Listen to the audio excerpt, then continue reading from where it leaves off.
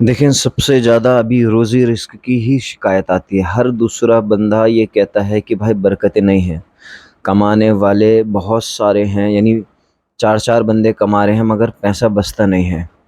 آپ ابھی امبانی سے بھی پوچھیں گے نا، اڈانی سے بھی پوچھیں گے، وہ بھی یہی شکایت کریں گے۔ اصل میں چیز کیا ہے، سمجھنے والی بات ہے کہ ہماری جو ضرورتیں ہیں وہ ضرورت سے زیادہ ہو چکی ہیں۔ ہماری جو ضرورتیں ہیں، ہم نے جو اپنا جینے کا جو انداز بنا لیا ہے وہ ضرورت سے زیادہ بنا لیا ہے، ٹھیک ہے، ضرورت سے زیادہ بنا لیا ہے۔ تو جائز ہے، جب ضرورتیں زیادہ ہوں گی تو اخراجات بھی زیادہ ہوں گے، ٹھیک ہے۔ ہاں، کچھ ذکر و اذکار ہیں مسنون، میں آپ کے گوش گزار کر دیتا ہوں کہ عوام کے بھی کام آئیں اور آپ لوگوں کے بھی ایک کام آئیں۔ سب سے پہلے باوجود رہیں۔ باوجود رہنا یہ ایک بڑی فضیلت کی بات ہے، ٹھیک ہے۔ باوجود انسان جب رہتا ہے تو اس کے روزی اور رزق کے اندر کشادگی آتی ہے۔ وہ شیاطین، جنات، جادو، نظر بد اور جتنی بھی نیگیٹو انرجیز ہیں ان سب سے اللہ تعالیٰ اس کو محفوظ رکھتا ہے۔ وضو ایک بہت زبردست حصار ہے، ایک ڈھال ہے، ایک بچاؤ کے لیے جو ہے بہت زبردست عمل ہے یہ۔ ہمارے ایک جاننے والے بزرگ ہیں، تو وہ ان کے ایک جاننے میں ایک سنت تھے، سادھو سنت۔ تو وہ بزرگ بتاتے ہیں کہ وہ جو سادھو تھا وہ ہمیشہ وضو کرتا تھا، کہتا تھا کہ مسلمان اس وضو کی فضیلت نہیں جانتے، تو واقعی میں نہیں جانتے ہیں، واقعی میں نہیں جانتے ہیں۔ تو یہ بڑا زبردست عمل ہے۔ سب سے پہلے تو آپ باوضو رہیں، باوجود رہیں، مرد ہو عورت ہو، بچوں کو بھی عادت ڈلوائیں۔ اور جو بھائی کہتے ہیں کہ ہمیں عبادت کا ذوق و شوق نہیں ہے، نماز میں دل نہیں لگتا، نماز پڑھنے کا من نہیں کرتا، تو وہ صرف وضو کی عادت ڈال لیں انشاءاللہ العزیز، کچھ عرصے کے بعد ان کا من خود بخود بدلنا چالو ہو جائے گا۔ روزی رزق کے لیے بھی بہت اچھا عمل ہے یہ، رزق میں کشادگی پیدا کرتا ہے۔ دوسرا ہے سورہ واقعہ۔ روز جو ہے معمول بنا لیں کہ انشاءاللہ العزیز سورہ واقعہ پڑھنا ہے رات کو۔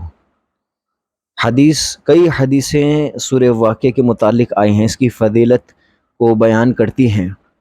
ایک صحابی رسول پردہ فرمانے جو ہے اس دنیا سے رخصت ہونے والے تھے، تو ایک صحابی رسول پوچھتے ہیں کہ تو نے اپنے بچوں کے لیے، گھر والوں کے لیے کچھ بھی نہیں چھوڑا؟ فرمایا چھوڑا ہے نا، سورہ واقعہ چھوڑا ہے، سورہ واقعہ چھوڑا ہے۔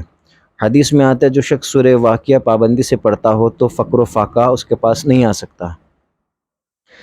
اسی طریقے سے ایک تسبیح ہے سبحان اللہ و بحمدہ سبحان اللہ العظیم، بڑی قیمتی تسبیح ہے، بڑی قیمتی تسبیح ہے۔ فجر کی نماز کے بعد کا معمول بنا لیں 100 بار پڑھنے کی، اور عصر کی نماز کے بعد کا معمول بنا لیں۔ بخاری میں آتا ہے کہ الفاظ بہت ہلکے ہیں، یعنی آسانی سے ادا ہو جاتے ہیں، مگر روز محشر جب میزان یعنی ترازو کے اوپر اس کو رکھا جائے گا نیکی کے پرڑے پر، تو نیکی کا پرڑا جھک جائے گا۔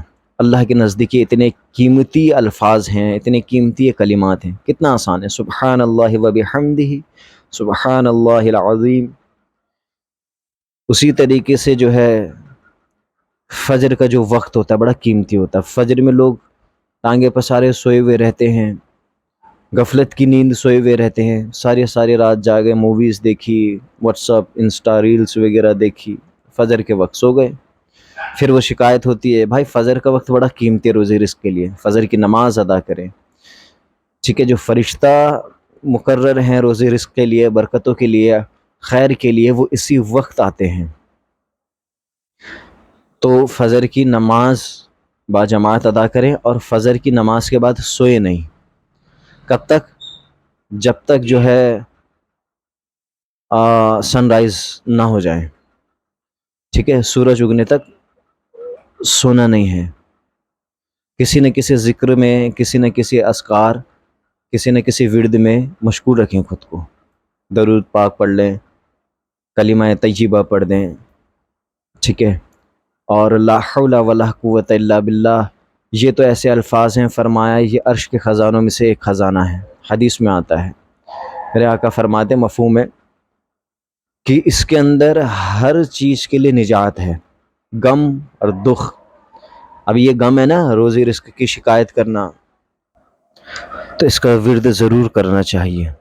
لا حول ولا قوت الا باللہ، چلتے پھرتے اٹھتے بیٹھتے ہر ٹائم کریں تو انشاءاللہ العزیز یہ اعمال کریں، اللہ تعالی جو ہے ان اعمال کی برکت سے عطا فرمائے گا.